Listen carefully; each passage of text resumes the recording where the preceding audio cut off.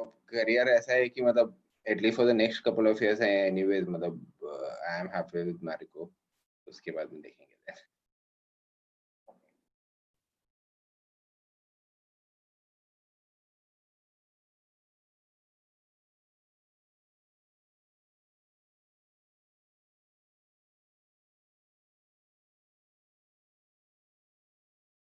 A doctor himself. He's a singer, he's a speaker, he's a writer, he's a member of NESCOM, and also a student himself. Likes to be called as a student. He keeps learning.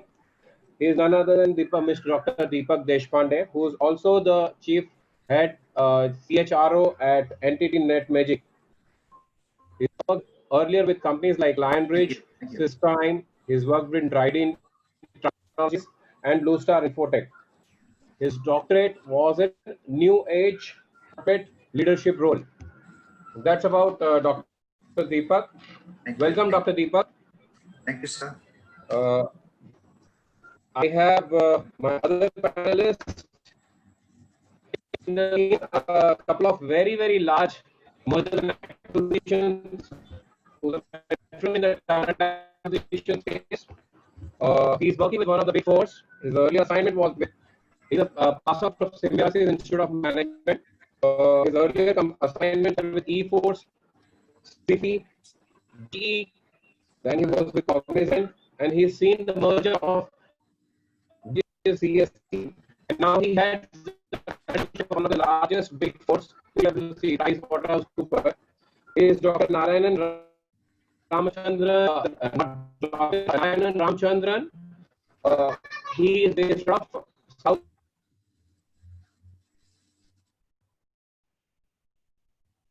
India, who brings in a very different perspective. He started his career with SR. He then moved on to working with Kimberly Clark, a very large multinational in the FMCG space, and now name, a common name, one of the largest FMCG companies in the country, Vivek Rathi. His college is MDI Gurgaon. He is HR for Middle East, Africa, and very strategic corporate function. Welcome, Vivek. Our topic for the day is technologies evolving. With the COVID pandemic, we have heard a lot of names, and we talked about what is that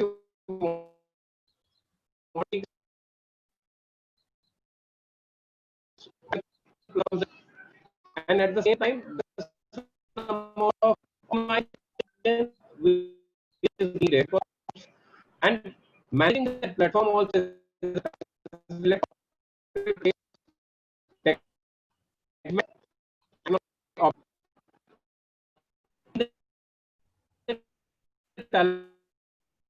to the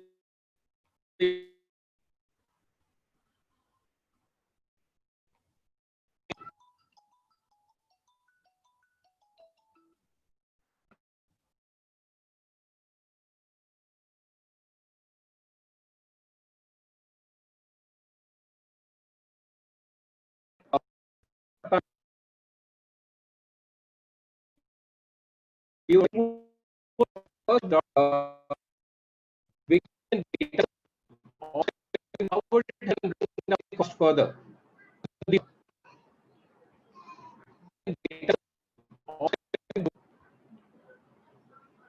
Am I audible? Ranu, maybe you can switch off the video. I think there's some network problem. Dr. Deepak? Yeah.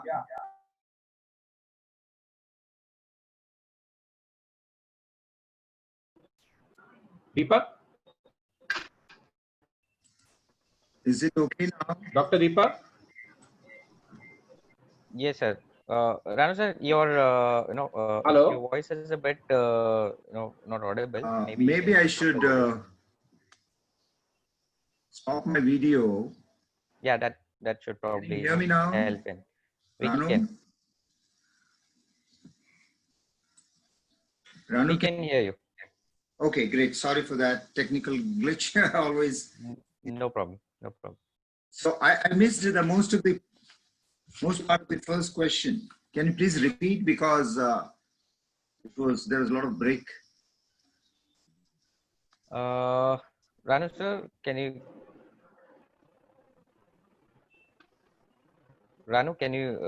repeat the question? Yeah. Yeah, Deepak, I just wanted to understand. I am sorry, I think my voice was cracking. Yeah. Deepak, my first question to you, wanted to check. There are we talking.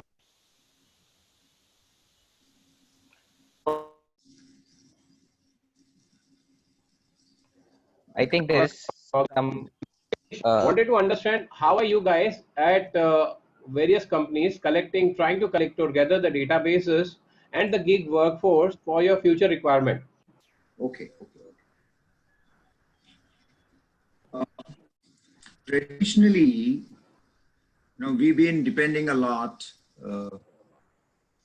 on the job portals for a long time. Now they are more advanced from where they started 2 decades ago. When you talk about the job portals, today's job portals are much more big in size, fast. They have their own analytics. They have some front end is improved drastically. The company can advertise and brand themselves. Correct. And the second was the popular employee referrals or the buddy schemes you have. Correct. And then you have the placement agencies or the staffing partners with whom you work.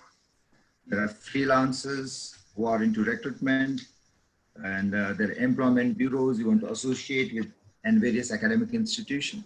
These have been the traditional sources of candidate information, database, getting the CVs and details of the candidates. But given the advancement in technology, all that can come on a simple single platform.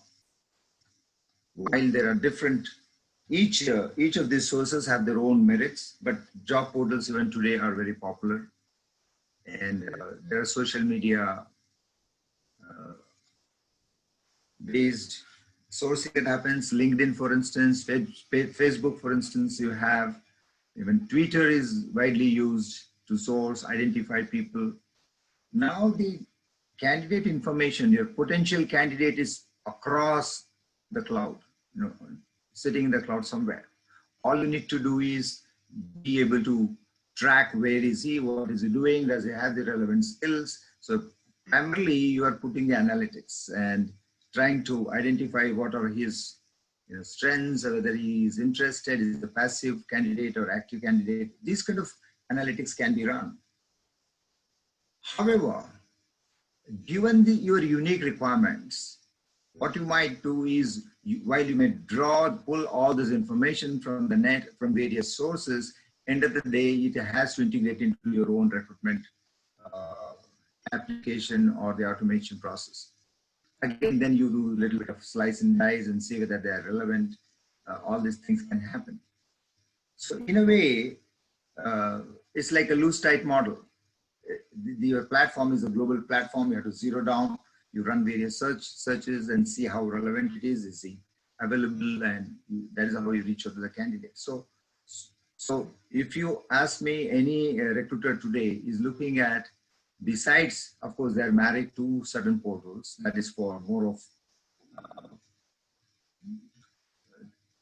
bread and butter. They have up to 60% of their ads still come, if they're using job portals, 60 to 70% of ads come from there.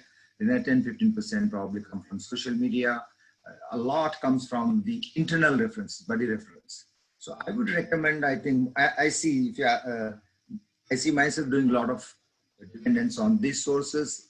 If you provide them a front end, all agencies can log into, they can have their unique credentials, login password, they can dump their CVs there, whether it is candidate referrals, whether it is placement agencies, whether it is freelancers, or whether social, or most of the people do also on employment bureaus, they do for community work. So they say, okay, let me find a job. And these are the possible places with job.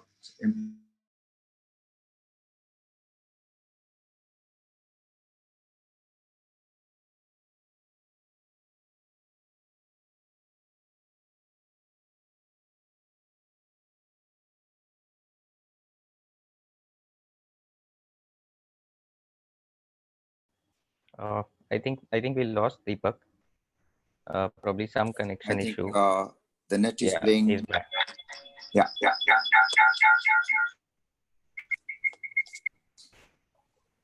Yeah, Narayanan.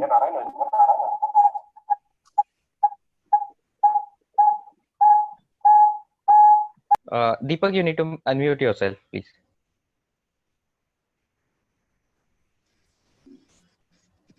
I'm muted by the host. Yeah, I have now unmuted you. Please go ahead. Okay. So I was saying that while there may be multiple sources through which you can get the candidate's information, all the data is coming to through various sources to a single platform which is sitting in your company. Back of it, you have an analyzer or AI-driven tool that can help you screen, shortlist, and then the rest of the process happens. So I would leave it at that at this point in time. Information from various sources coming through on a single platform which is in your company base. You do whatever you want to do as per your internal process and systems. Okay, so what I can gather is CV is coming from multiple sources, Yep. and we are gathering it at one place, and then using the technology. Am I audible? Yeah, very much. Ranu, there is an Yeah. echo. Probably you're joined with some other device also. Please disconnect the other device.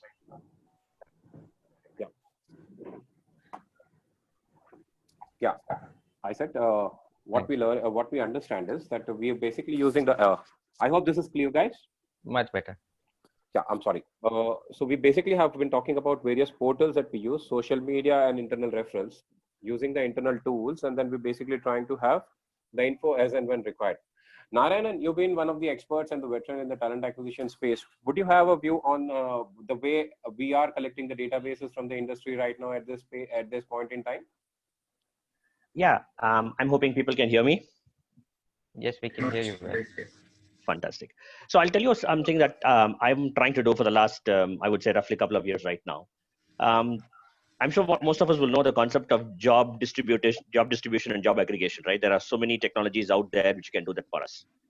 One of the interesting solutions that I'm looking to do today, going back to what Dr. Deepak was saying a few seconds back, the crux of today's access to talent lies in your ability to broadcast your jobs, your available roles to all the available platforms, to all available channels, and also get the response back and put it back into a common platform that you can then sort out and then do your own filterings that is suiting to your company's culture and demands and all that stuff to be able to get back. So that's the crux of the matter.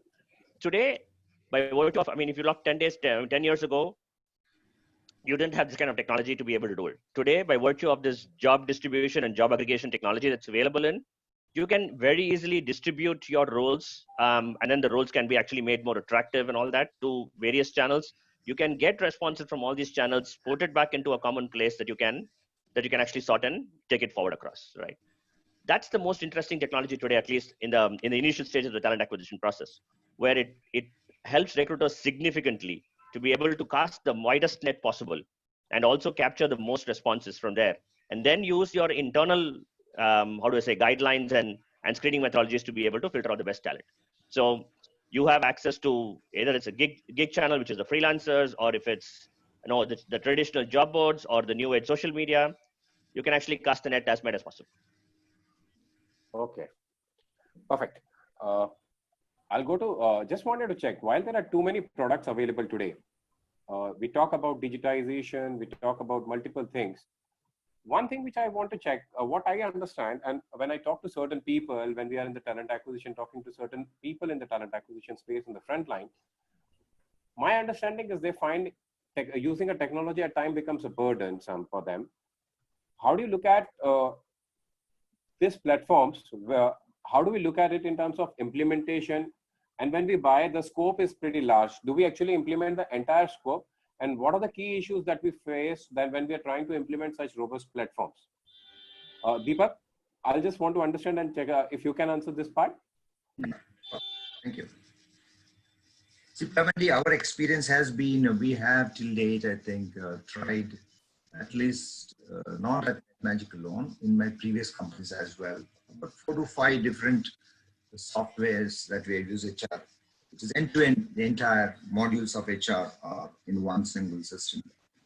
So if you are taking an end-to-end HR system, then you have got no option than to go for all of it. Probably you want to put the payroll part a little different, but otherwise, recruitment, the employee service, the performance management, compensation, you know, attendance, leave and attendance module, employee service part of it, all that end-to-end you got to implement. However, you need to have you need to be disciplined yourself. The tools are multiple in the industry, and most of them are good. But as I think technology has improved quite a bit, we have a better understanding of the product and using technologies, how to integrate.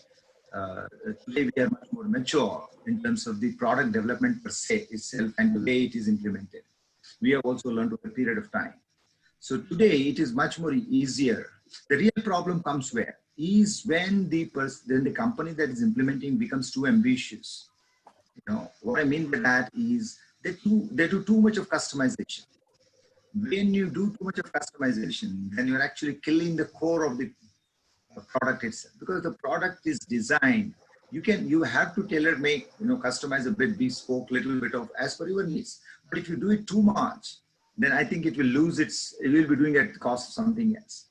And one thing leads to another. At the end of the day, then you realize, oh my God, this has become an elephant now. So it's very important to have that kind of discipline. If you don't, then you may run into implementation issues and various technical issues and data integrity issues, security issues, all that. Today, security issues I would put at the top. Whether you customize a lot or not, I think most of these products, global products, security should not be a problem.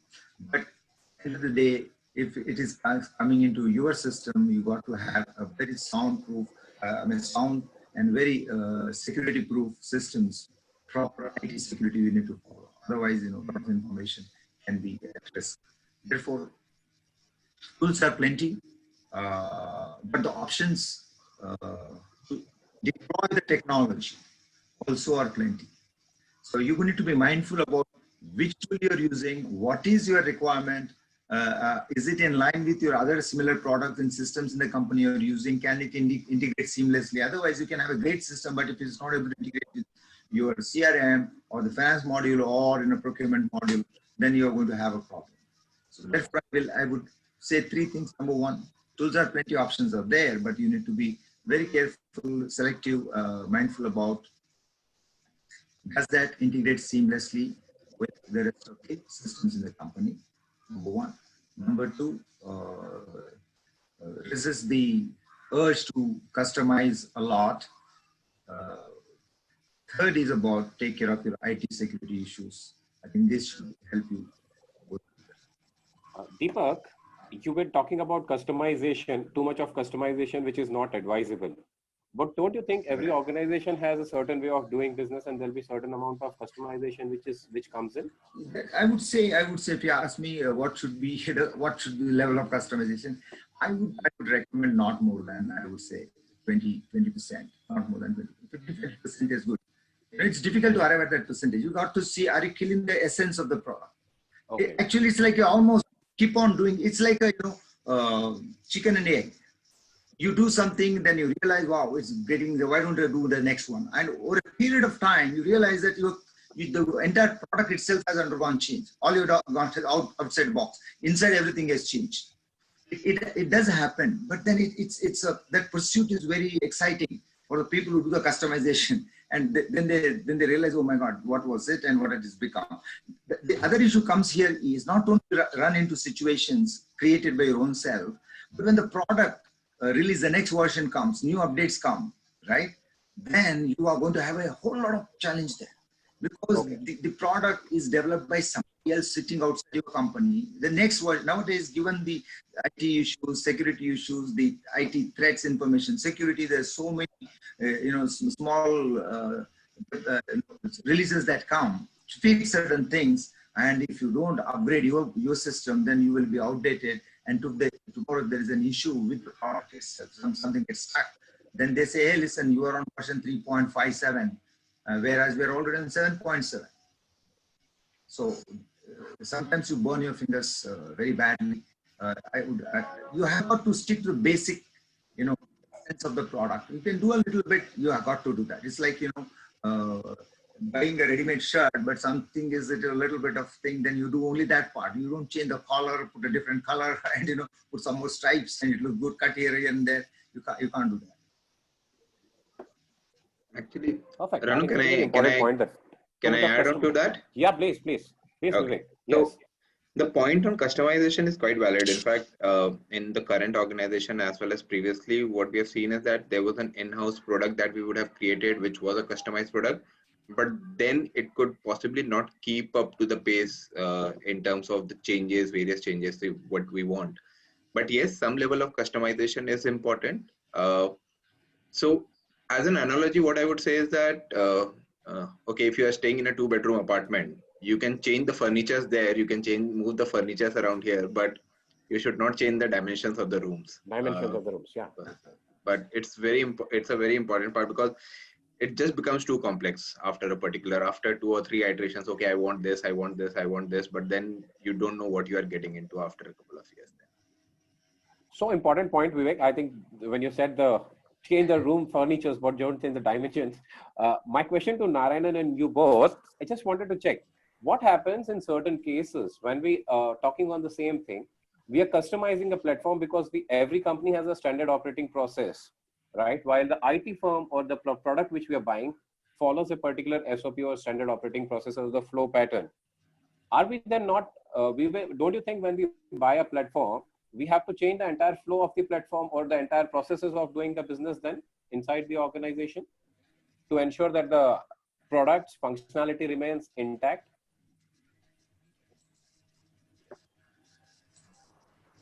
So I'll go first, and then maybe we'll probably get this one, right? So here is a perspective that I use when I'm looking at any kind of implementation, right?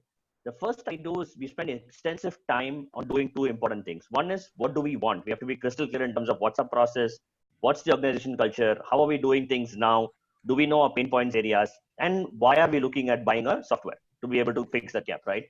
And what objective we want to meet, whether we want best practices coming in, do we want efficiencies coming in, or do we want, or is automation the only scope that are coming in, right? So that's one of the questions. Once you understand what you exactly want internally, then the most critical part in any of these software that I have bought till date is the due diligence, which means you understand the software to be able to say whether it meets your needs or not, right?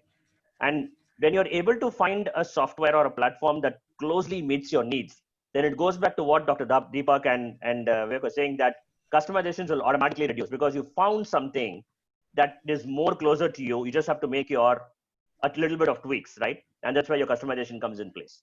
A lot of mistake happens today. With my experience is that you buy something because you feel it's good, or the sales guy has done an outstanding pitch, and you think it can give a lot of value, not truly understanding whether that will fit into your culture and your company or not. As rightly said, Ranu, every company has a very unique way of doing things, right? Very unique culture. That is the biggest part in any software buying or any software implementation. You fix that one, then it's like you going into a garment shop, right? You do all the trials of the shirts that you like, and then you pick up the size that fits your shoulder, that fits your whatever physique and all that stuff, and then you go choose your colors and all that stuff. Same process. You need to know exactly what you're doing and get in. Then you can always have those customizations done in, which will be very minimal. So you keep the core of the product and it addresses your core objectives, and then you're able to implement the product, make those small tweaks, and then make it work for the firm. Perfect. Vivek, you were saying something? No, so I think Narayanan already covered. So the vendor selection part becomes very important. It should not happen that, okay, this is the new vendor or this is the best vendor that's available. Let's just work out and then figure out a way to customize the entire thing. You need to figure out what is your process, what is that one point pain point that you are trying to address, figure out a vendor. Obviously, if you are able to address that pain point, there might be certain tweaks in your own processes that you might have to do. So it might be quite possible that, okay, you have to let go of certain processes within the organization, and you might have to absorb some of the processes that the new technology is bringing, as long as the pain point that you have addressed.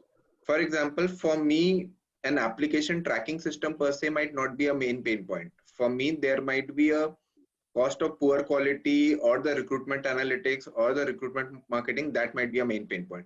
So if the tool is just about fine in terms of application technology platform, but they are providing me these additional features, I might possibly go ahead with that tool versus a tool which provides, say, possibly a seamless end-to-end experience. It just depends on what is the pain point that you are trying to solve through technology, because there are right now hundreds of technology that's available right now, and you cannot have everything. It's important first you identify your pain point and then work out identifying the right technology. Perfect. I think very well addressed. In fact, my next question is, when we're talking about so many technologies, everybody understands that one, implementation by itself, selection of a product is a task. Once the selection is done, I want to understand how easy it is from a management perspective, and at the same time getting your entire team internally in the system, right? From all the functions have to get aligned, right? Because you're doing recruitments for all the functions, including sales, marketing, finance, HR themselves, operations, various verticals. So how do you ensure that the implementation and this management of platform happens? What has your experience been? Vivek, more from you, because you've been from a very, very different space, a brick and mortar space. So you may have your own set of challenges, people, national manager traveling somewhere. You have the sales guys happening somewhere. Interviews, you don't have a fixed location for interviews. So question is, how do you basically manage and implement such robust platforms up to the last level, from HR to the sales or to finance and other teams? See, our learning has been to get the buy-in early before even buying the platform. So we try to figure out what are the pain points a sales manager might be facing, what are the pain points a finance guy would be facing, what are the functions facing, and then you might possibly hear that the sales guy is saying that we get that candidate travel from, say, Hyderabad to Chennai or Hyderabad to Bangalore, and then in the first 5 minutes itself we find that the candidate is not relevant as per the skills. So it saves it then wastes a lot of time. Then there are travel costs, etc. also that gets involved in the entire process.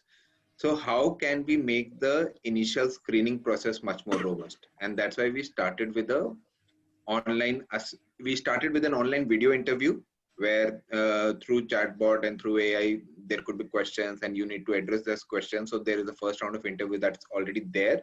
And then only possibly for the second round, you call the candidate here. Now we have also moved towards an online assessment where through the assessment, we are able to we know what is the success profile for a particular role. Okay, these are the skills that are mandatory. These are the cultural traits that are mandatory.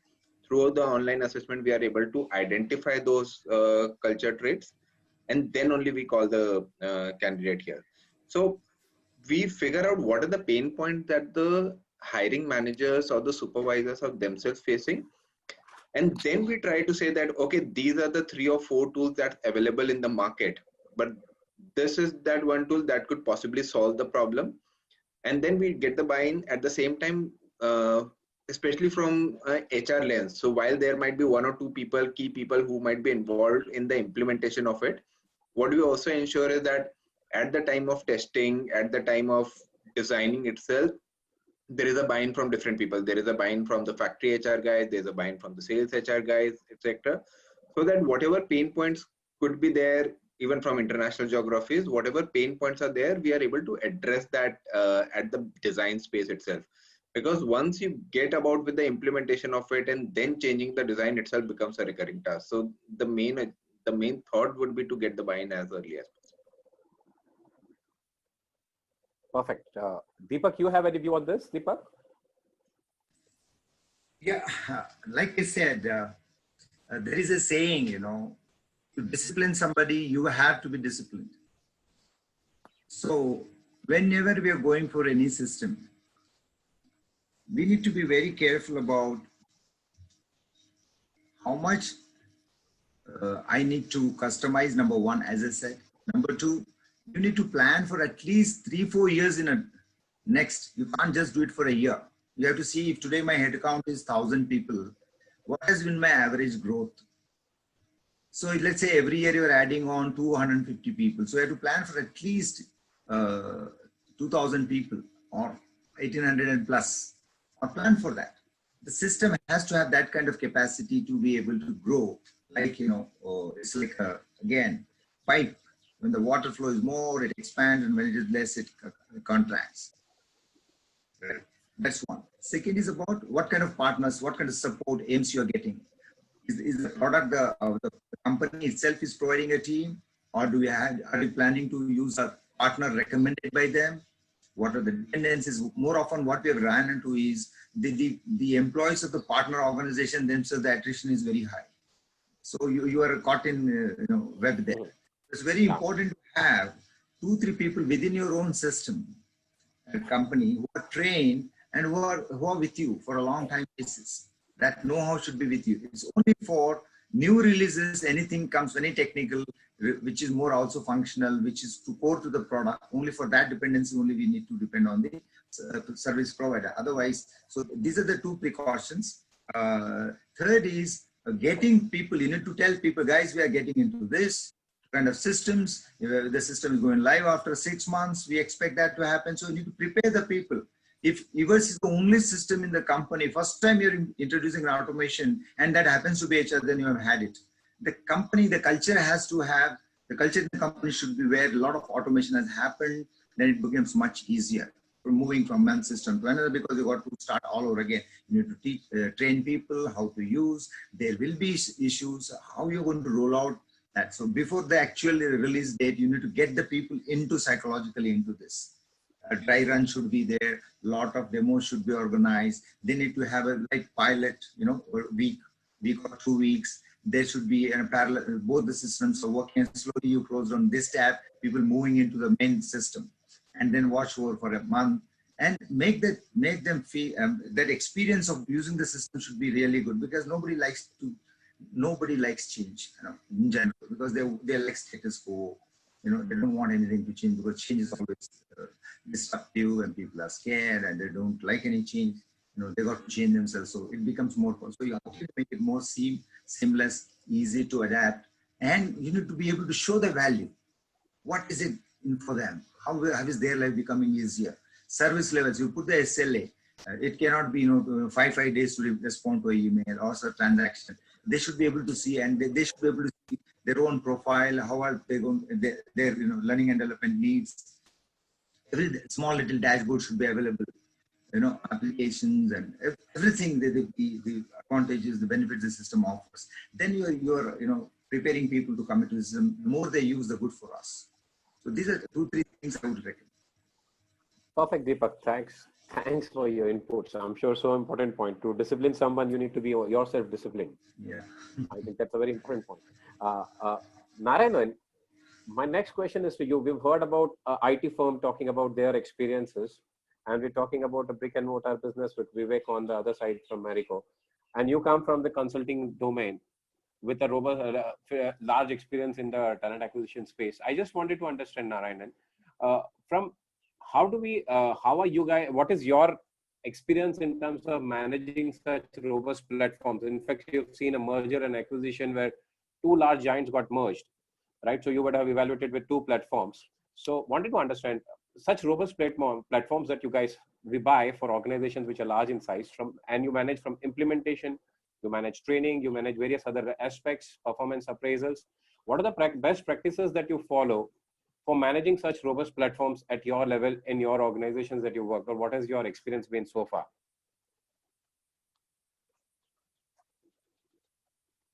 Narayanan?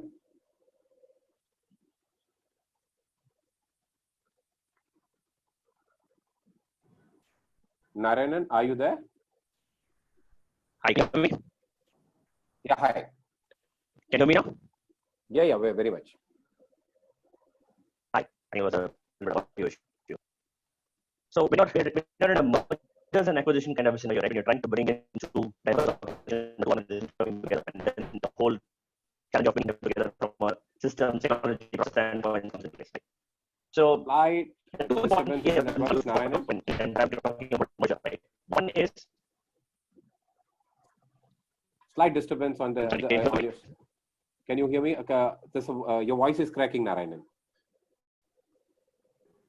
Maybe you can switch off the video for this response. let me do that. Yeah, this is better, Narayanan. Okay, can you hear me better? Much better, much better. Okay, maybe the video is taking slow. The flaw on the technology. So again, let me just quickly repeat. What I'm saying is yeah. So this is a fundamental challenge, right? You'll have to understand the restrictions in which you work, and that was one of the key things that we look for, right? When I do implementation of a system, right? I mean, in a merger acquisition scenario or in a greenfield or not so a greenfield, right? You have multiple advantages. What I normally look for, what I do is three things, right? One, the first thing that we did right now is to find out what restrictions or what boundaries you're working on, and that's very important to understand the boundaries to be know where you can cross and where you cannot.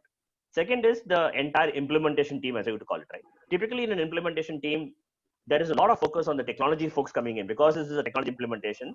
The team is probably heavily skewed towards technology folks. But what I have actually learned is that in your implementation team, the skewness should be actually a little bit more towards functional folks, right? Because when you're getting a platform and all that stuff, most of the functionalities are in there. You're trying to actually come in and install the application, a lot of say.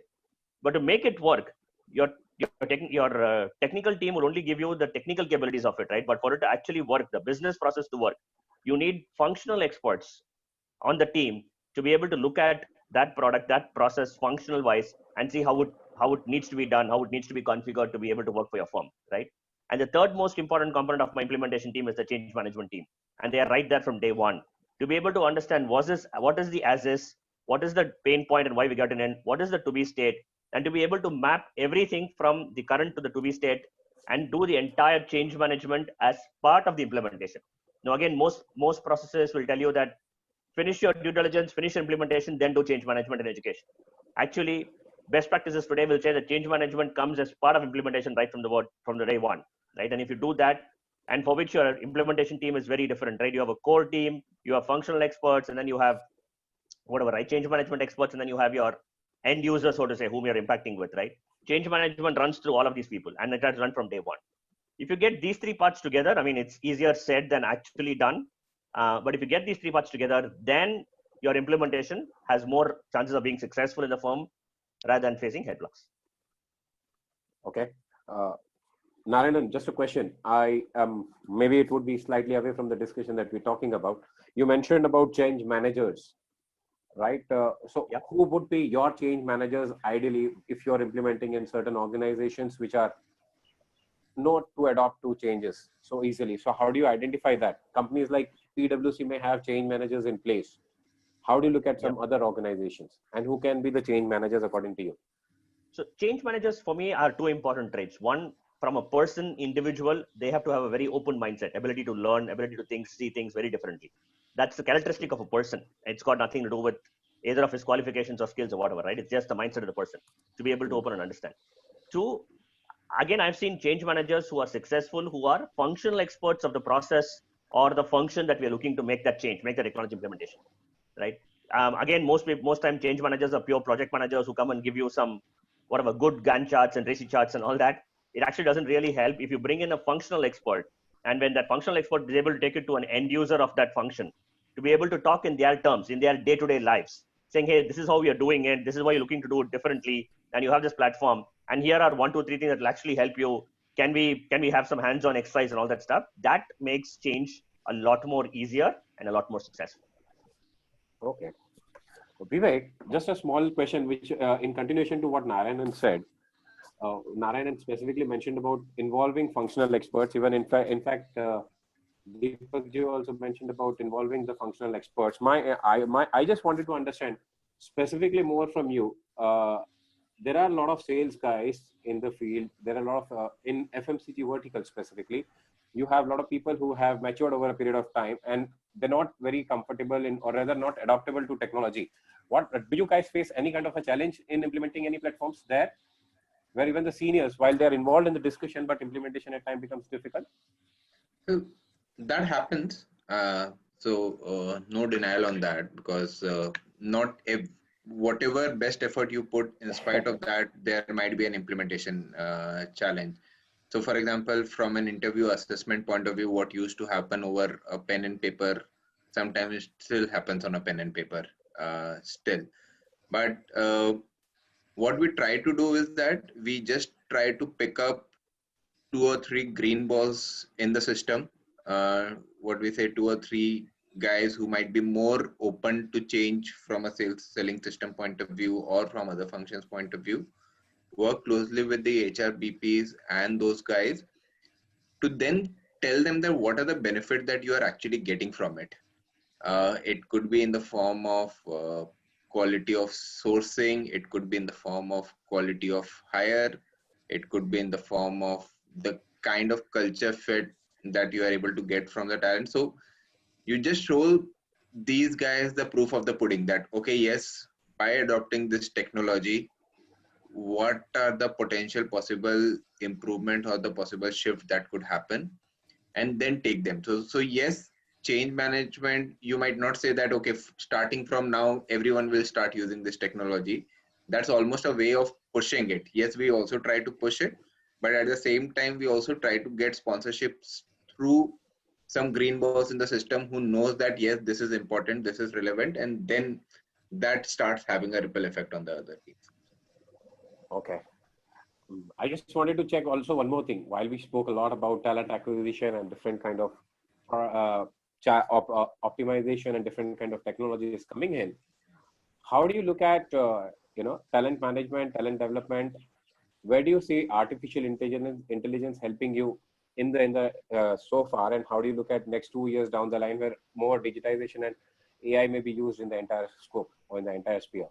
So in some cases, we have started using AI based and post the talent acquisition. See, post the talent acquisition, there is also a piece on onboarding. There is also a piece on employee experience and the entire settlement, that it takes a while for someone to settle in the new organization. And that's where we have a tool called Amber, where Amber is actually a chatbot kind of thing, where after every particular milestone, say 30 days after joining an organization, or say 6 months after joining an organization, there will be an automatic conversation that would happen through AI. Okay, how has your day been? What are you liking? What are you not liking?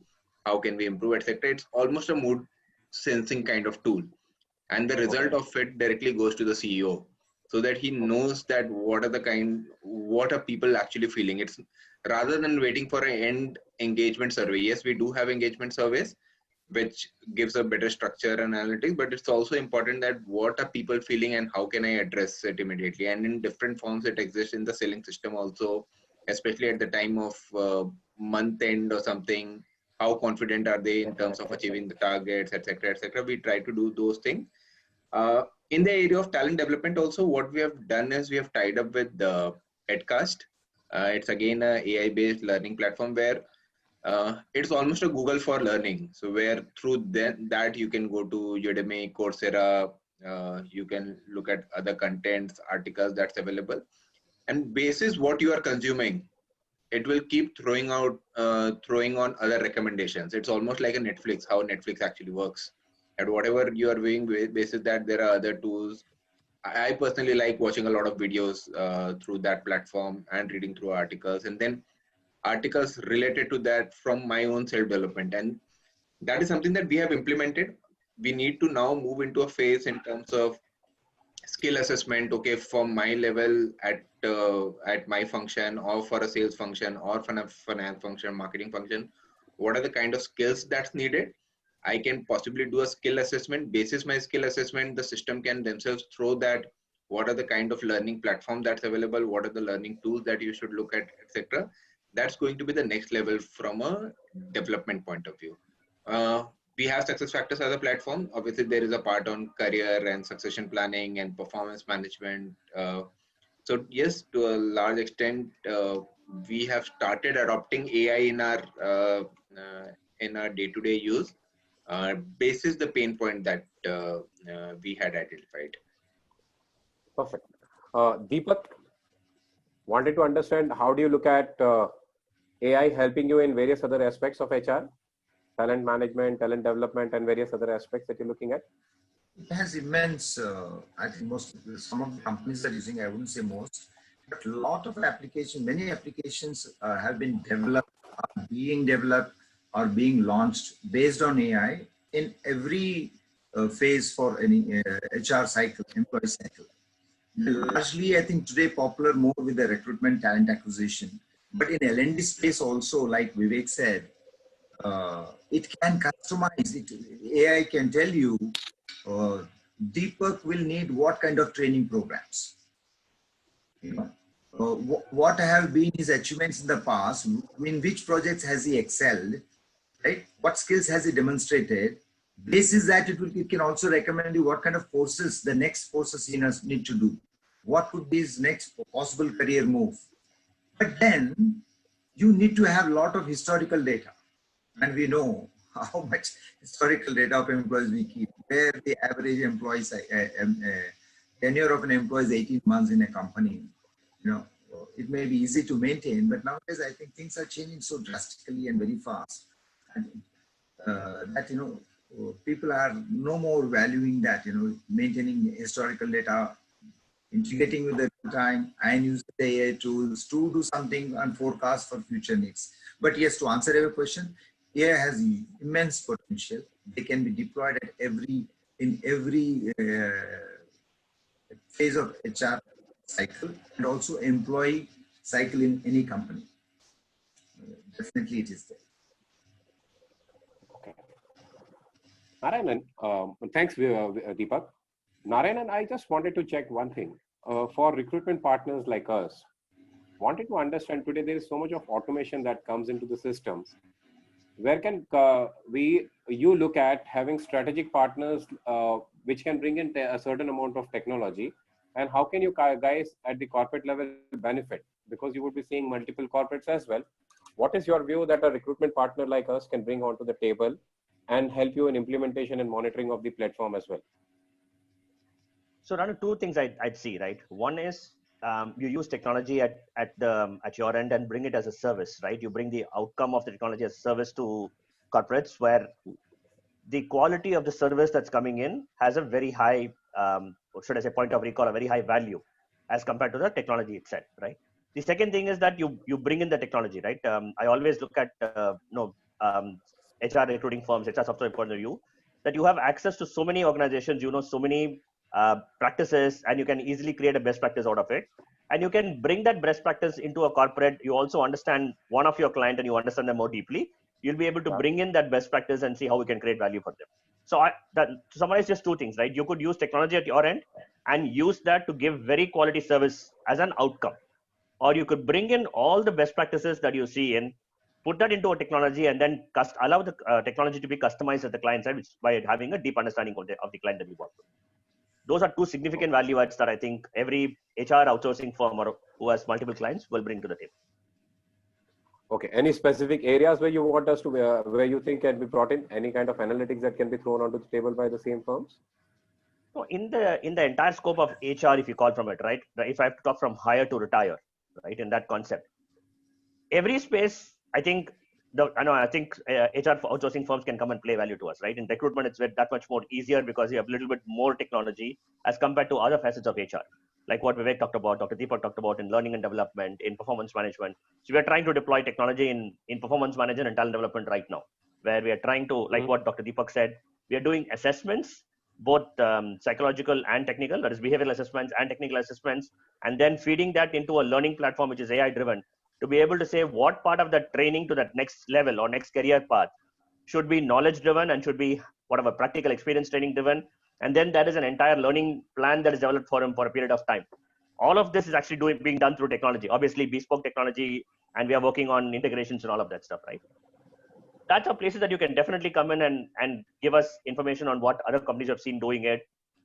Again, bring that as a service or bring that as a technology platform that you have learned across. Perfect. Vivek, would you have a view of this, Vivek, in terms of the expectations that you would have from a recruitment partners like us? So analytics would be the main expectations. A lot of times what happens is that because you are involved in the hiring process and there is an urgency and you see a culture fit, a lot of times we move from one position to other position, but sometimes we miss the trend. What kind of trend? Okay, members from these companies are doing better, members from these companies are more relevant from a culture fit. This and it could be position wise. Okay, for sales these are the target companies from a fitment and from a performance point of view. This is what is working, this is what is not working. Because see, we generally come at the second step of it at the time of shortlisting or something, but you might be experiencing something. In fact, one of the time we also did a project where we asked the recruitment vendors, what do people think about our company? Because you might be speaking to 100 people and possibly only the 10 or 20 might be reaching us, but we Right. don't know what's the thought process of the other 80. Why are they selecting us? Why are they rejecting us? What is working? What is not working? So that kind of qualitative insights actually becomes a lot more useful to us. How do we then work out in terms of our internal processes? How do we work out in terms of our recruitment marketing strategy? Perfect. Perfect. I think Deepak, do you have any view on this particular aspect, Deepak, from an IT perspective? You may have different aspect in terms of assessment test, IT skill sets, technical skill sets. Oh, huge. Totally agree with him. I tell you, I mean, the possibilities are humongous, and they're easy to implement as well. Definitely, yes, performance management is what I missed. You can link to right from the recruitment. The one is, it's the beauty of the AI. Before you select them, it will tell you who could be your potential employees. You know, and while you are selecting them and the assessment is being done, it will tell you what are his strengths. And then if you put the historical data there in the first 1 year, from the date of joining to the kind of projects he has done after the, right? And the first appraisal happens, then it will link, see why I said this at stage 1, stage 2, stage 3, and then it will say these are the learning needs of this gentleman. He is good at that, he can be a potential candidate or high performer, or he could be a good trainer, you know. At every stage, it's like, you know, it senses the signal, and once the signal is transmitted, how the signal is going into, you know, the medium and how it is responding, working and play. So if you deploy AI at every phase, then you can build a nice story and then you can forecast. You have actually mapped the guy's career. Okay. Yeah. So it needs a very disciplined way of deploying AI at each stage and trying to see what the messages are coming at each point and try to link them, and then your story is ready. And you work on it, you know, initiate, take certain steps, really, you know, encourage him to nominate him for those programs, put him in a fast track mode. Then you say, I've been able to retain people. You can also predict, by the way, attrition basis on AI. Interesting, but it can be done too. How accurate is the data from attrition perspective? Because I've heard a lot of tools they use to predict attrition. Well, I'm saying about the potential. Basically, it is like early warning signals. Okay. Right? Early warning signals you can capture. Starting, the rudimentary is the attendance. How he is delivering on the project. You have to track that. How many times is volunteering? Right? What kind of issues is he bringing? Right? And what suggestions? How engaged he as an employee? You have to develop those, you know, 5, 6, you know, steps there at each point, and then link it to his general, you know, participation, motivation levels. Is he an influencer, positive influencer, or is he, you know, a rumor monger, you know, likes to get into conflicts, you know, difficult to work with people or with teams, and making, you know, very irresponsible statements about the management and, you know, things like that. How does it deal with customers? You can link all these behavior patterns, then say, oh, it's a red, it is orange, it is green. Right? And if you're a performer and are seeing in a performance track on the dashboard, you're seeing a red mark, immediately you jump and say, hey, what's happened? Is everything fine? You know, then actually you're stopping that issue there becoming bigger. So you're intervening there. So to answer the question, can you predict the number? Well, we can get some number out of it. You know, you put 3 numbers, you will get. The most important thing here is to realize that we are getting the early warning signals and interventions are formed based that we are arresting the. In fact, recruitment also, we have recently started, it is not AI based, but with every recruiter, whenever a candidate is recruited, how do we improve our quality of hiring? That was the issue we are grappling with. Okay, so we said, how do we improve the quality of our hiring by our recruitment teams? So we just we got all the recruitment people in team together in the room. We started whiteboarding and brainstorming. So we said, okay, fine. See, let us keep it first level, very simple, and then you can improvise. So first level, what we did was, every interviewer, every candidate is first interviewed by the HR person. So HR person has to really, he knows how to interview, what questions to ask, how to make his own assessment. Basis that he will give on parameters, 5 parameters, how he sees the candidate on stability. You know, for instance, on a scale of 10, where do I rate him on stability? So I may give my own rating stability. Similarly, how do I rate him? His past performance was there. Basis the questions I ask as a person, right? Education kaisa tha, how is ability, communication skill, comprehension ability, decision making, certain things which are important, team building, teamwork from HR perspective. Okay. Then I have basically we are saying one overall rating the recruiter gives to the candidate. Similarly, the candidate then he goes to line manager first interview. He has also a checklist of things he will ask based on the technology and some simple questions. And then he also gives his rating. Then he goes to final interview, senior manager or the HOD of that department. He also gives the rating. All these 3 ratings, when the first appraisal is done, okay, and there's also prediction. HR gives what are the chances? Where does he see after a year where this person might, what kind of performance rating we're expecting this guy? The HR gives, also the line manager gives. Okay, I think he is definitely looks to be very smart. He should be 3 on a scale of 5 or a 6 on a scale of 10 or 8 on a scale of 10. This is prediction, forecast. And when the year-end appraisal happens, it is happening in a different standalone, right? Performance rating are given. A year before, a recruitment guy has predicted about his stability, ABC parameters. Interviewer has said, after a year, I think I see him, he should be at 3 on 5 or, you know, good at these things. So we compare, and end of that 1 year, when you put both the numbers and show it to a recruiter or even the line manager, hey, listen, तूने बोला था 1 साल पहले, ये यहाँ पे रहेगा, ये rating. And number of times you get it right, you know, actual performance versus, you know, what you rated him when you first met him. Some idea about how good a behavior reader you are as an interviewer. You know what I mean? Right. So we are trying to, you know, create something just to say people become more. The advantage of this is you're making the interviewer, the recruiter also, the line manager is also more responsible and accountable for the. Yeah, there's ownership that comes in. Exactly. We're building an element of accountability, ownership, so people will take it seriously. Agar if I have hired 20 people, 18 are still there, and out of the 18, 14 are super performers, and out of those 14, 5 are fast trackers. They're making runs and hitting the ball well. That means we are saying you are a great recruiter. He's recognized. Hall of Fame mein usko aayega. Out of the 20 candidates recruited, 5 are figured in this list. You know, something like that. And you can, yeah. Sorry.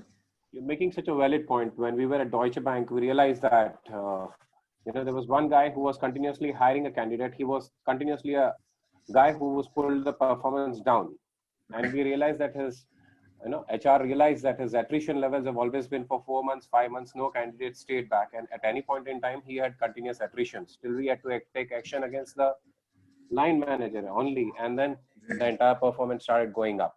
Yeah. Yeah, that ownership definitely comes in. Absolutely. We never thought about it for years and years. Been working. Last year in the business, I think leadership meet. My boss is very simple. Sharad Sanghi, you know, is a CEO. He says, "Yeah, these are okay. You are hired 360 people. Deepak, good. I still see attrition is happening and blah blah blah. You've done so many training programs, but you know, how do we improve the quality of hire? Simple one-line question. You know, and you are in that summit, you will give some ABCD, long-winded answer. We'll do this, we'll do that. But then you end up at, you know, Baba, I need to come with something concrete. So we went to the room, whiteboarding. We said, we'll do this. And next, after 3 months, that model was ready. We started, you know, tracking that. Then we say, okay, they're doing well as a line manager, not only HR, line managers also. Now, then, oh, Baba, I need to be really careful. So building, like you said, beautifully said, introducing an element of accountability and ownership. Perfect. I think a very important point that every person is a HR and every person is a marketing guy. He sells himself, and every person has an HR aspect as he goes and moves up the ladder in the corporate curve. He needs to understand the human aspects of the piece very, very well, right? And that is where he becomes a leader in himself. What we'll do is we have certain questions from our guests. I'll thank Vivek, I'll thank Deepak and Narayanan for your views so far. And we had some questions from the panel, from our guests as well. I'll take it to Sunil ji. Sunil, the questions from your end to the panel. Oh my goodness. Yeah. Let me brace myself. I'll buy some helmet. Yeah, Sunil, over to you. Okay, thanks. I believe I am audible. Oh yeah. Yes. I'm looking Thanks. good. Thanks, thanks Deepak, Vivek and Narayanan. It has been very good discussion and we got very good insights. And there are quite a few interesting questions which has come. We had some of the answers also coming in from Narayanan as well. However, I would like to throw it open to you as well, both of you, Deepak and Vivek, just to get some insights. I'll start with this first question, which has just come recently. How the sourcing of resumes can be improved using technology platform. Can you throw some light on this? Maybe Vivek, you want to take that? I can get Deepak to also answer, but frankly, we do not deal with volume hiring. Our company largely deals with selective hiring for selective roles, and campus also plays a big role there. So yes, people might enter keywords, people might do various sort of things. There are AI tools that's available to figure out through different sources what kind of genuinity is there from that point of view. But so we have a select pool of companies and select pool of talent that we typically look at. So personally, after the first initial round, we know whether the candidate is up to the mark or not in terms of the basic filter that's there. So we personally do not face that kind of challenge. Okay. Deepak? I think sourcing is an art, definitely, because you may engage tools and AI and things like that, but you need to put some intelligence into it. What you feed in, that will throw the same stuff. So a recruiter should be very cognizant about what is the core requirement of the job. So job description is a very big word, you know, you suddenly remember so much of text will come up there. But you should be able to describe in 5 to 7 skill sets you want to see in that candidate. And nowadays candidates also fill in, they also become very smart. You know, they use these nice right words for every role. You know, Deepak can have 5 flavors, 5 different versions and use the right words. If I want to become comp expert, I may use comp words. You know, all that will happen. You know, likewise, both the parties have become smarter. So you are limited by that, right? You know, different versions of CVs, different ways of identifying, making a passive, you know, intelligence laga ke apne CV or done the run to the CV, you applied AI and it's throwing some data. But again, then it boils down to the interview part. So you have to improvise on sourcing is what is the origin of that source? Is it credible? If I'm taking a candidate who's working in already reputed organization, that organization known for something, then the chance of you know, running into a bad candidate are less.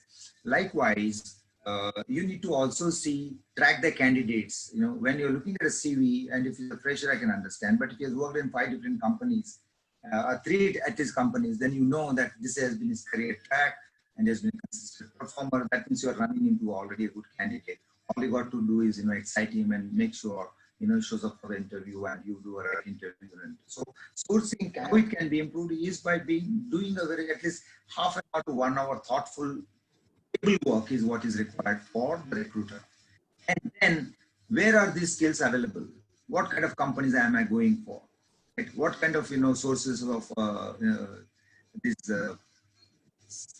job portals or social media platforms, or where am I getting to get these candidates? You just can't, and even if the placement agencies if you're working with, they can be your good partners, provided you prep up. You tell them, hey, listen, you are not just a postman who is giving me the CVs. You got to do 1, 2, 7. And you need to tell me on this, on my rating scale, where do you rate this guy and give me? You know, where does he meet on, how does he match on the skill requirement? Where do you think, you know, the culture of the organization, things like that. You need to really prep them up and they can be a good partners. So sourcing is online and technology you can use and everything you can do. But then if you don't do the basic stuff, then all that technology of no use. That's a very valid point, Deepak. I think what you rightly mentioned, sourcing is an art, okay, and getting the right 5 R's right is something which a recruiter and a sourcing as a process needs to focus on. As such, Narayanan has already answered this in the Q&A box, but I would like to open this question to Narayanan as well. Maybe if you can highlight that and speak out here. Sure, Sunil. So going back to what Deepak and Vivek were saying, right? Sourcing is an art, right? But I think today, by virtue of our technology coming in, I thought that art can be a little bit more augmented by science. And what I have done earlier is, there are today technologies like, for example, natural language processing, right? It's a fast-growing technology, and it's proving a lot of value. So it for example, a very simple thing is it reads a resume like a recruiter, right? It understands the natural language. And then if you have a job description, it's able to match. And it's not matching keywords to keywords, it's matching an entire taxonomy of words and a taxonomy of skills. It's got a lot of libraries in today, right? And it's able to match that. And then it's able to tell you the top 5 that the recruiter should spend on. Ideally, what happens is recruiters spend 10 calls and spend enough amount of time, end of the day, after all that time, nothing works out because the candidate is bad, right? All the 10 calls went bad. And he's not able to get back or to the business or the hiring manager with anything. That can possibly be avoided by bringing in certain tools like this, sourcing tools like this, where you have natural language processing, and on top of it, you can put machine learning, right? So every time the system comes back, the natural language system comes back and gives you a resume, and the recruiter is able to say, hey, I like this resume, I don't like this resume. That's when the machine learning kicks in and say, well, the next time you do the search, it gives you more relevant resumes. So you have a little bit of science upfront into the sourcing process, and the science is able to give you a little bit more better shortlist. Then the art comes in, where the recruiter is now able to have focused conversations with 4 or 5 people, and then your chances of finding a good talent out there just a little bit more increases. So that's how I think technology and science, I mean, arts and science plays together. Absolutely. That's it. Okay. Thanks, Naren. I think it's correct. I think science does play, and that can help in terms of leveraging and moving in terms of improving the efficiency. I am opening one more question here. Maybe Deepak, you can start with. How ready are the Indian companies, or how Indian companies are adopting the technology in HR? Okay, maybe you would like to highlight that.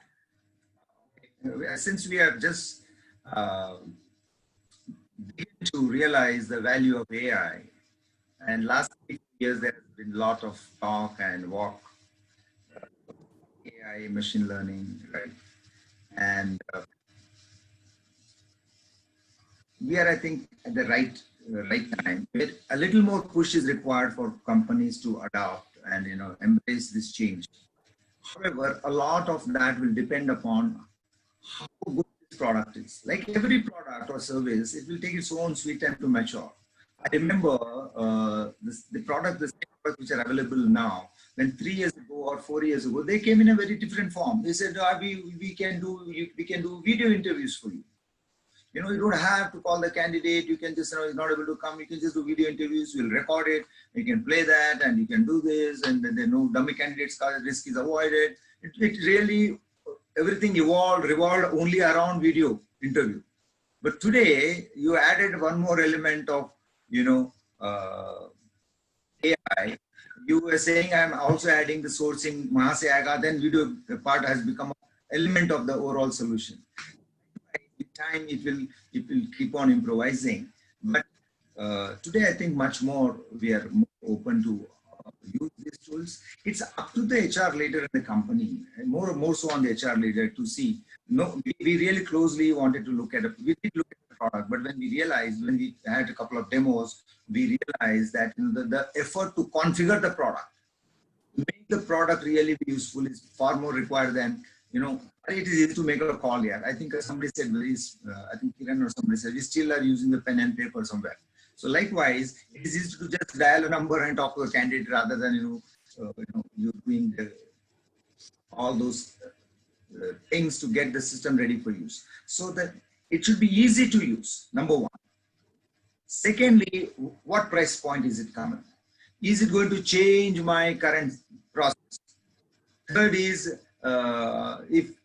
is it going to add overall, you know, how efficient is that? These are some of the four or 5 points that will really decide.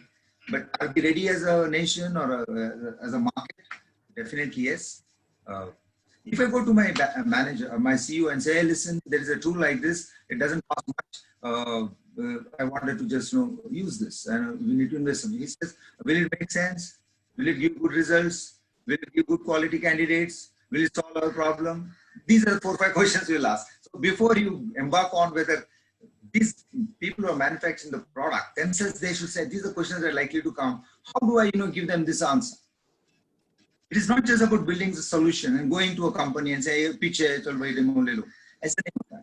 you have to put yourself in my shoes, do some case studies, and actually demonstrate when you're showcasing the product. Hey, listen, I know Deepak, the first time you launch this product, you will be looking at ABCD. This is what we have done. This is the analytics you have put. You can put any small, simple analytics tool and say, this is what you're going to get. So then it becomes much more easier. But are companies ready? Yes.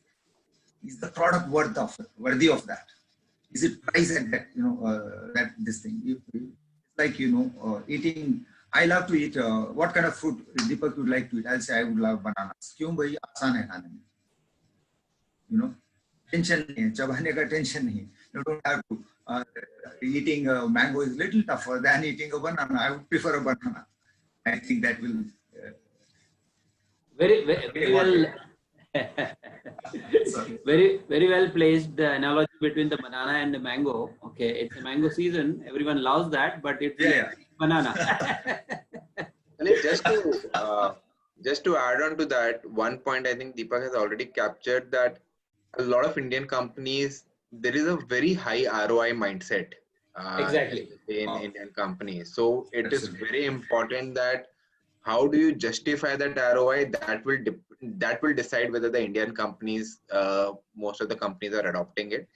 The second thing is also, it depends on the kind of sectors that you are in. There are sunrise industries, there are sunset industries where large infrastructure related companies, or then there at one end there could be technology led companies that are coming up. Obviously in technology led companies, the new startups, the way they are coming up, the use of technology for recruitment might be significantly more higher compared to the other industries where change management itself might become a bigger part.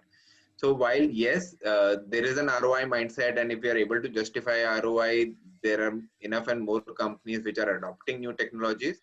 But at the same time, there might be certain companies where, because of the entire change management effort and the resistance that might be there, it might just go a little slow and might want to just see a proof of the pudding in other companies, other industries, and then possibly adopt it. That has to be there. Business wants some ROI is necessary, but good, very good point. For Ranu and people like Ranu. That was my next question actually on ROI. Good, Vivek, you covered that aspect. Maybe would you like to give some sort of an easy to pick up kind of a technology in the process, which would be faster to implement and would be economical to put in through in the company? What could be those ones which can be taken up? Not clear, not clear. Can you just repeat once again? Okay. What I meant was maybe you would like to highlight any particular technology or the process which can be easily picked up and a technology can be put in through that process so that that can be a guideline for some of the people you are hearing and can think about it and start putting it through in their organization. A lot of effort is actually going right now in the application tracking in terms of the sourcing the right kind of profiles and scheduling the interview, etc. But for me, the main focus would be on recruitment marketing. What happens is it's a talent war. In our sector, getting the right talent, actually everywhere, getting the right talent becomes difficult. But there is a certain pool of talent, and then there are many companies vying for it. And you need to be from an employer brand, possibly be at the top quartile of that list. So what are the different touch points through technology that you can create? Obviously, there is a social media thing that's there, but within, say, Success Factors or within any platform, are there marketing tools? Are there recruitment marketing tools that could be there to reach out prospective applicants to tell them about who we are, what we stand for, success stories, etc. That is one technology which I think is very important to implement, and that could actually, even from an ROI point of view, it is also not too difficult to implement, and from an ROI point of view, that would improve your sourcing mix to a large extent, I would say. Okay, fantastic. I think what you covers in terms of recruitment marketing tool is a good way to start with. And Narayanan, I would like to open this question to you, even though you have answered that. Maybe just wanted to get a little more point of view from yours in terms of what could be the areas which could be the easy adoption and how you have done that at your end in. Sure. See, for easy adoption and going back to what Vivek was saying, right? ROIs.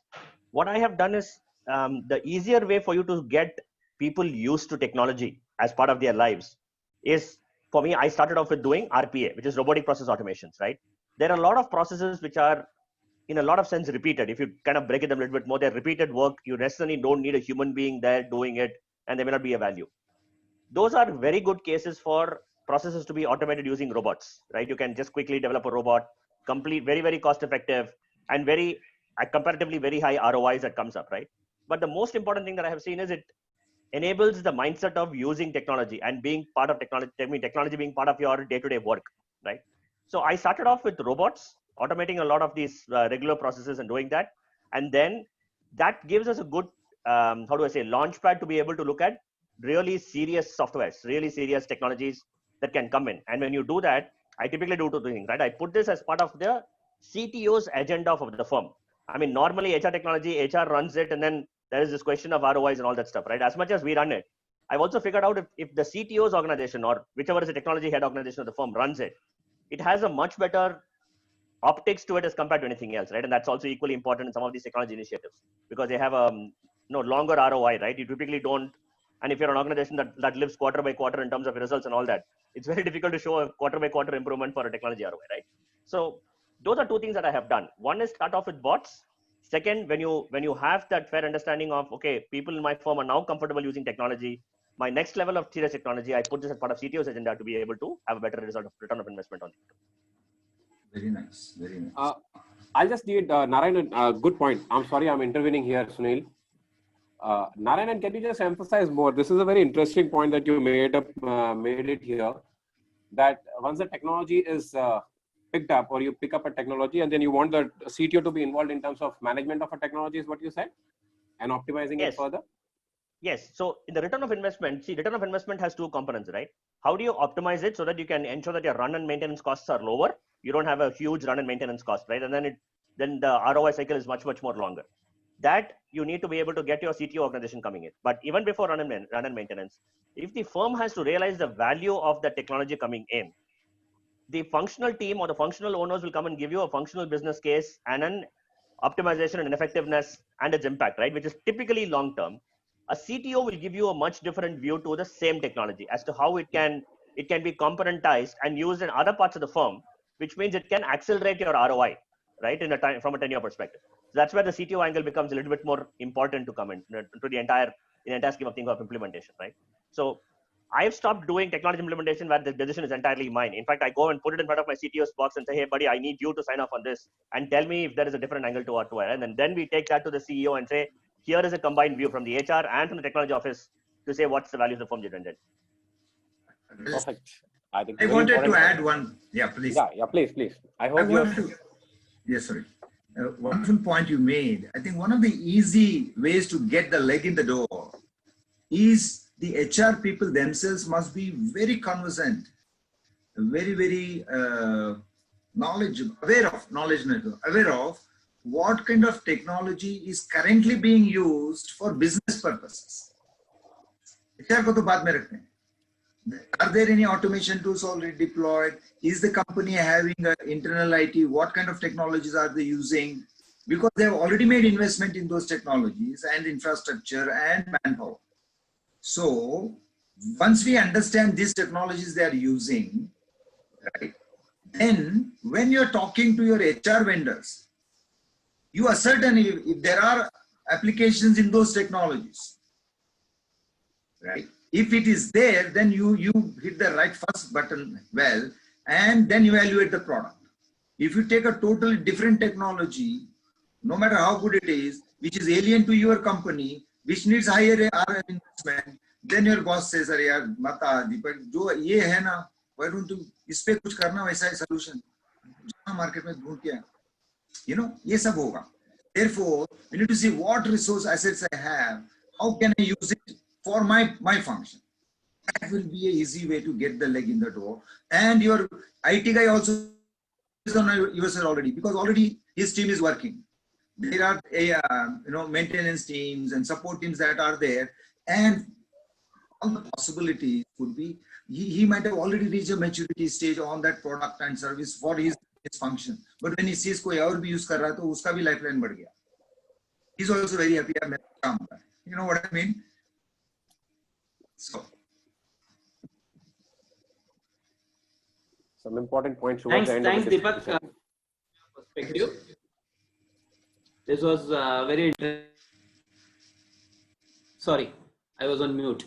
Thanks, Deepak, for giving your perspective. I think this was a very interesting point, and everybody wanted to know how to start, what can be done, and how we can take it. Okay, and really put forth by Narayanan in terms of taking the buy-in of the CTO. Okay, because that gives us a faster adoption and implementation. I have another question. Maybe Vivek, you can take this. Question from Malini, which says that will cultural traits of prospective employees be deterrent in hiring the resource? And if so, how? So since you are almost in every state in India or outside of India as well, so how do you manage this cultural traits part of it from prospective employees angle? So culture for us plays a very important role. I would say that is the differentiator. And see, every organization has its own culture and has its own DNA. We thrive ourselves in being entrepreneurial. So someone who would be coming from a place which has a set systems and processes, and you are just replicating that, someone from that kind of mindset would not work. We pride ourselves in being an empowered organization where you are empowered to take your own decisions and then execute it. We are someone who would again focus a lot on ROI. part. Ultimately, we are not here for charity. We are here to make profits.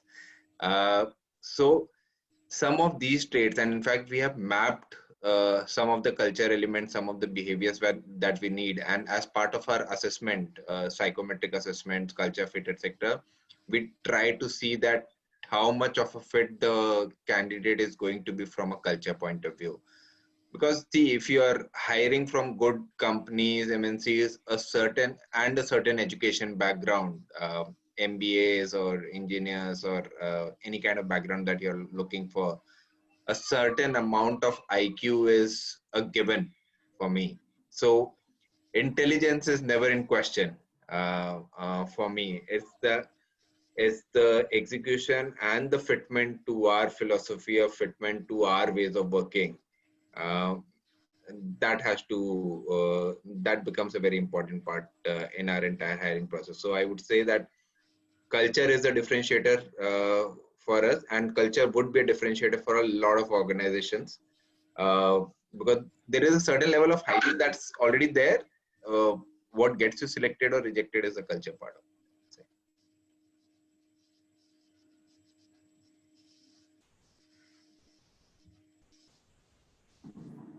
Good. Thanks, Vivek. Okay. I have an extension to this question, which maybe Deepak can take this. Okay. Yes, sir. Can behavior pattern be also assessed through AI? Oh, yeah. Yeah, but then validation will take over a period of time because, see, that is why there is a term called बहुत Moody है, बहुत संकी है, you know. So our behavior itself is function of circumstances largely, our agenda, our priorities, and what we can afford or not afford. I may be a very short-tempered guy, but I will not dare to behave like that in my office because they are paying my monthly bills. You know what I mean? How much can I afford? However, let's stick to the environment. Environment is what you are in an office situation and what should be the behavior of this guy, right? So largely within those boundaries, we can say these kind of behaviors I want to measure this person.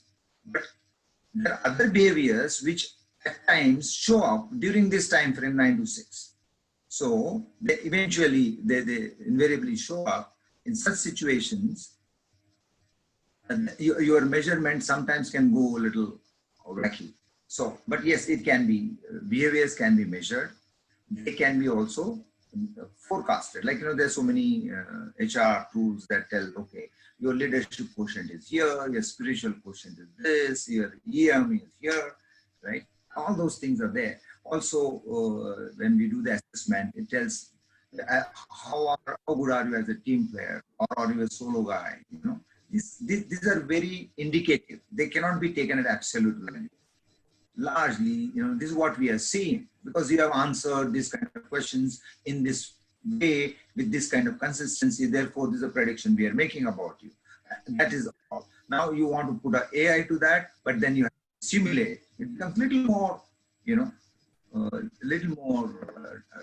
complex to do that. But yes, it can be done. End of the day, it will not really. Still, you will go back to the. फिर भी sir आपको क्या लगता है? आप lease को hire करें कि नहीं करें? See that the human element you cannot avoid. It has to be there. It will be there.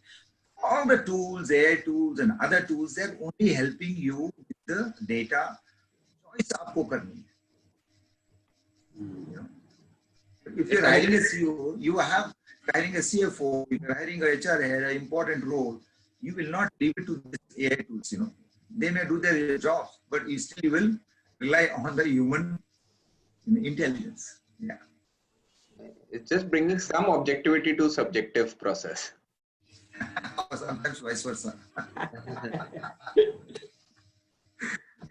No, I think the name says that this is human function, so human touch जो last का है, okay, it could be tip of it could be just a tip, okay, so which becomes high touch, high tech, high tech, high touch.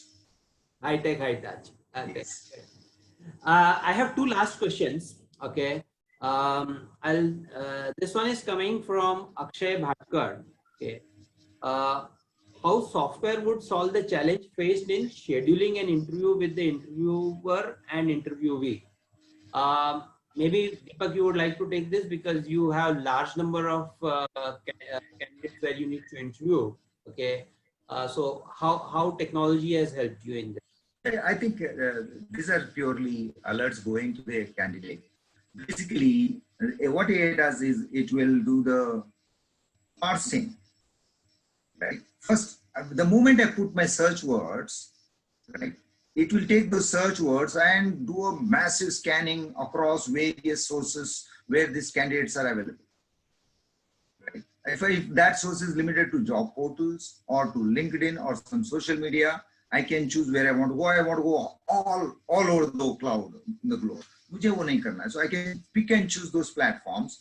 So a massive scan basis that search can be the system does, and then I specify I want the candidate to be based in Mumbai, within 10 kilometers radius. You can do that. This is my headquarters. So system will again further filter it, and it will show say 20 candidates. Okay, and then I say I'll quickly take a glance after it. I say, okay, now Mr. System, send an alert. My already message is there. Message say, hey, we've gone through your CV, you are blah, blah, blah, we are interested. Are you looking for a change? We have an exciting opportunity for you. I want to personalize it. I say, listen, you've been there in the company for 3 years. I think you may be, so something like that. We have noticed you have got a wonderful stability. I'll talk 2-3 good things and, say, we have great opportunities. This is my link. Go through. And if you're interested, yeah. Okay, are you looking for a job in the next 3 months or 6 months, or passive, active? मुझे system बता देगा. Is a passive looker or an active job seeker, right? I give him 2 options. He just picks one of them. If he says not interested, I give that option also. Not interested. Then after he is not interested, बोला after 6 months again, भैया now are you interested? COVID आ गया, भैया are you interested? Then he will be interested because his company is terminating because COVID. I'm just throwing possibilities. You can use that. So sourcing becomes all the more easy. Schedule interviews also. Once the candidate says, I am available, if you want to cut short that cycle, you can buy. Already you are asking the line manager, Baba, tomorrow are you free? Nah, morning make kar de, sham make kar de. So I tell the candidate, okay, you have said yes, I have these options, pick anyone. So it becomes easy, yeah. But sometimes you have to intervene also. True. I think some sort of scheduling is possible to do through the technology, and it's not very difficult to do in today's adoption, because if Uber and Ola have been able to use Google Map and have done a large amount of business, I think this is just a mere technology of scheduling is not very difficult to execute and take it further. Why I gave a long I have one question. Please go ahead. Sorry, go ahead, Deepak. I wanted to add one line there, Sunil. See, why I tried to say we need to do all that in the beginning. Yeah, a simple answer could have been, yes, you can schedule, possible hai, calendar hai, phala hai, ye hai, WhatsApp. You can use the technology with some of the AI. See, nowadays, everything is going online. The personalization is missing. You need to excite the candidate. You need to have good touch experiences with the candidate. So therefore, you need to engage the candidate by talking about him, about your company, and opportunities available. Right? Ek do baar wo acha ho gaya milan, then he feels like coming on the call. He's not even coming physically, right? You may want to call him, but nowadays everything I see बैठ के आपसे बात कर रहा हूँ मैं. Nowadays Zoom, thanks to COVID, people are really using. That is one of my fears. Candidates have more time now to take interviews. You know what I mean? Earlier, they were locked up. Sir, मुझे बाहर जाना है. कितने बार बात जाओगे? एक बार झूठ बोल सकता है आदमी इंटरव्यू के लिए जाना है. ये कितने बार बताएगा? यहाँ तो घर में कभी भी कुछ भी कर लो आप. Companies also have more time to coach. Candidates have more time to take interviews. So we have to really, it would be interesting to see how this COVID kind of situation, work from home, is going to aid or is going to aggravate the attrition issue or employee retention. I fully agree with you, Deepak. I think this is the turnaround time or the closure, taking a decision for a candidate is faster because interview gets done without any reluctance or on a schedule. my last question is coming. Okay.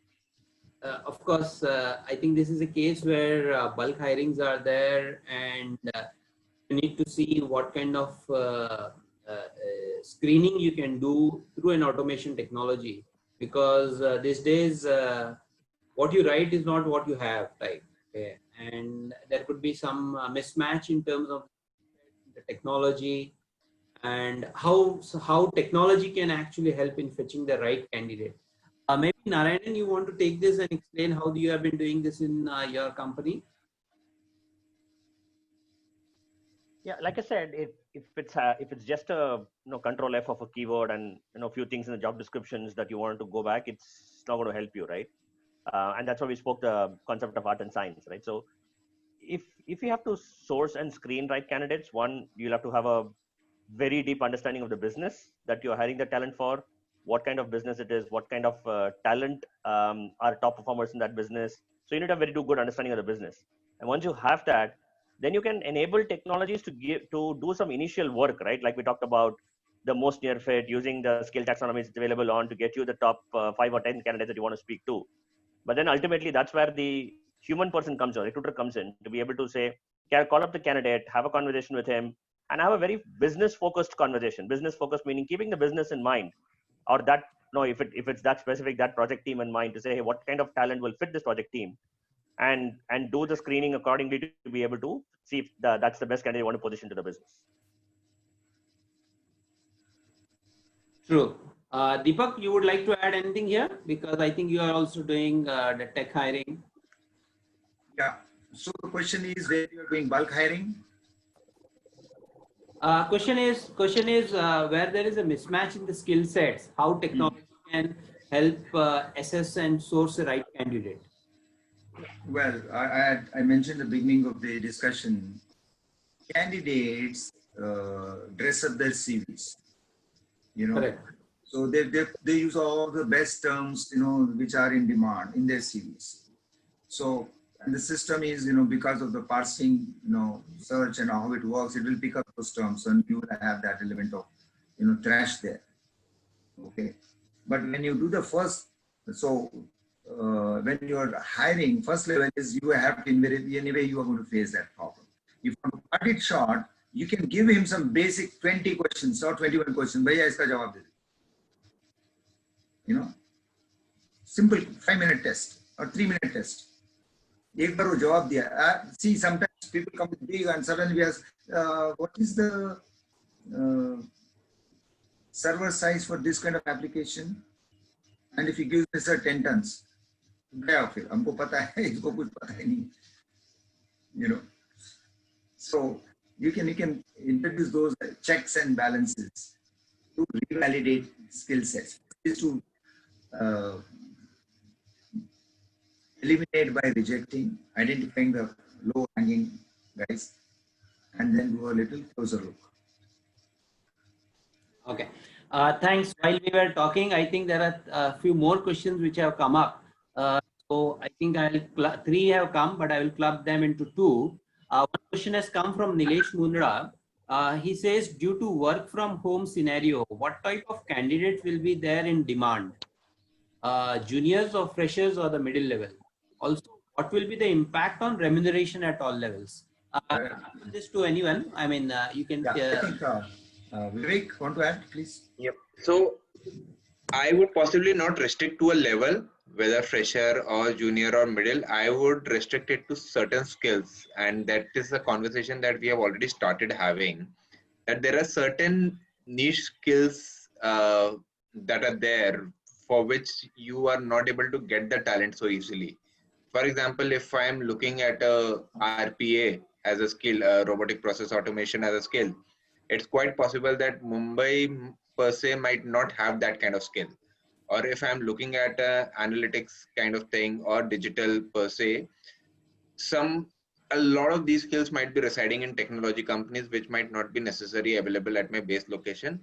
These are the skills for which I might be looking at a work from home kind of solution, a consultant who might be working anywhere across the world, a freelance consultant who might be across the world. And then there are tools to get these gig workers. So there are tools like Flexing It, Upwork, etc. kind of platform that's already available. So that's the space that I would be looking at from a work from home point of view, rather than restricting it to a particular kind of seniority. Okay, thanks, Vivek. I have another question which is related to work from home. Okay, which is quite generic, but what he's trying to ask is, do you predict work from home across the segments? I think we have seen that technology, it has been possible to execute work from home kind of scenario. How do you see that, Vivek, in FMCG? Is there a probability of becoming this a regular norm? I mean, is it possible? So in Yeah. fact, in the media, we have already told that there might be, we would never return back to say 100% work from office kind of scenario. At any point of time, there would be say a 30-40% members who would continue to work from home. We are firming up, we are working with external partners in terms of how do we operationalize it. But there is, so there might be some roles which could be a permanent work from home. For the others, it might be more of a rotation basis that, okay, you might have to be in office only for say 10 days in a month or so. But definitely we are not moving to 100% work from office, and this is going to become a norm.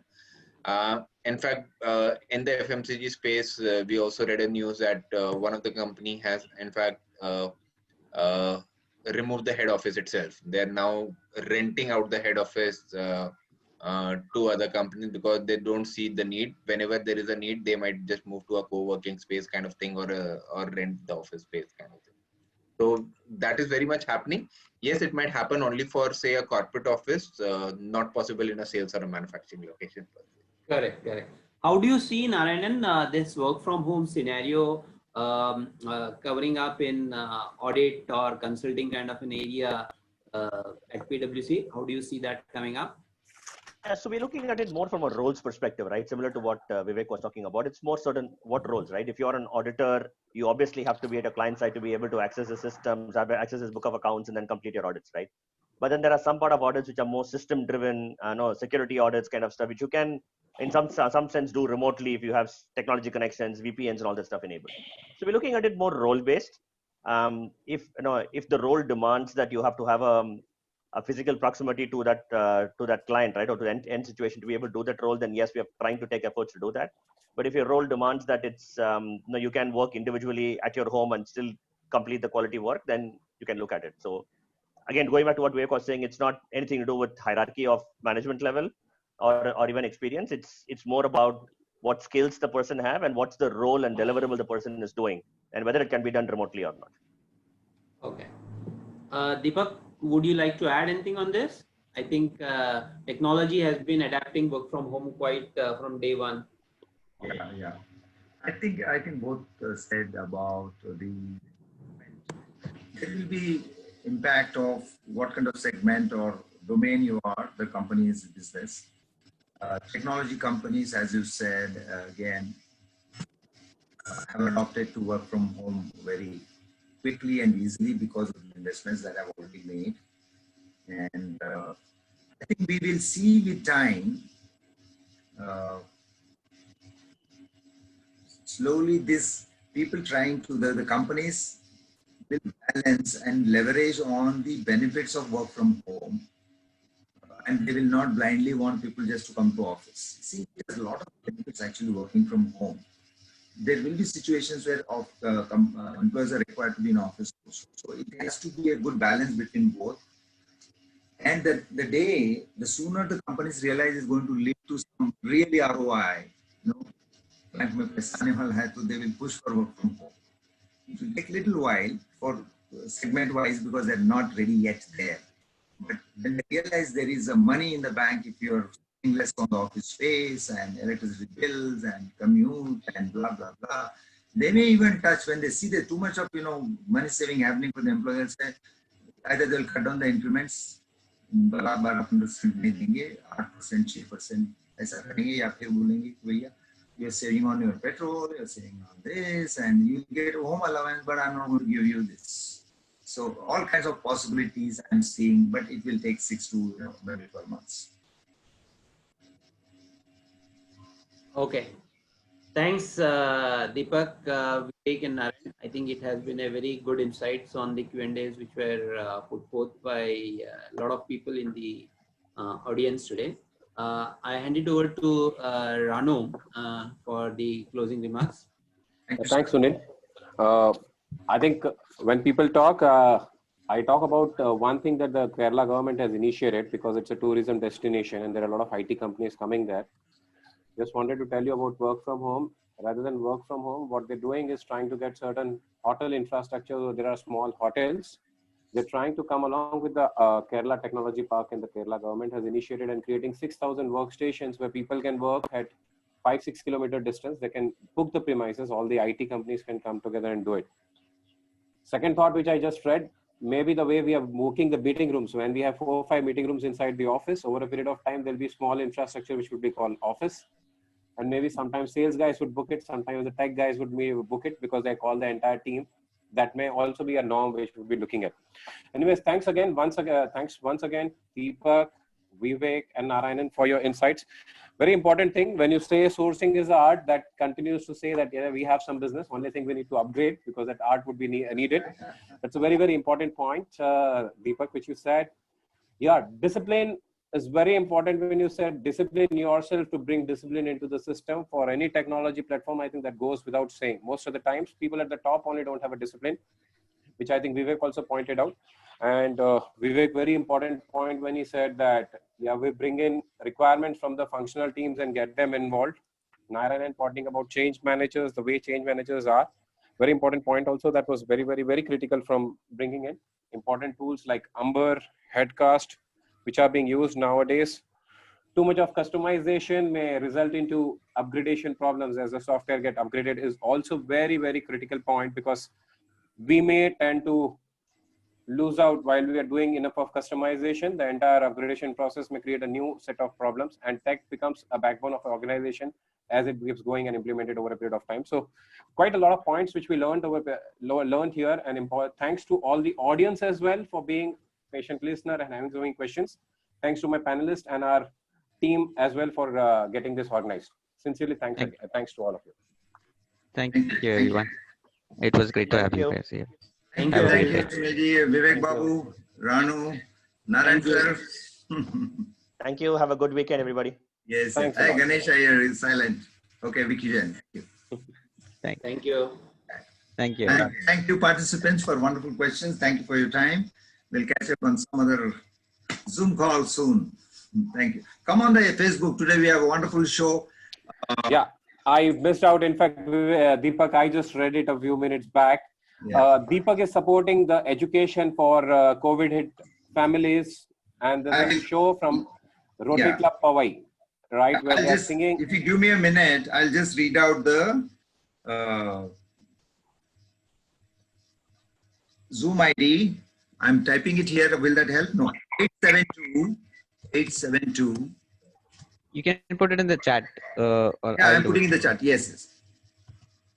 So leave it open for a minute so that they can have it. It's going to be some very celebrity performers. This is raising funds, Rotary Club of Bombay, Powai. And the password is 003878. While Deepak is typing, Deepak himself is a very good singer. And from people who connected me to Deepak, they keep talking about him singing sometimes. So I'm sure we'll be part of it, Deepak, today in the evening. Sure. Thank you, sir.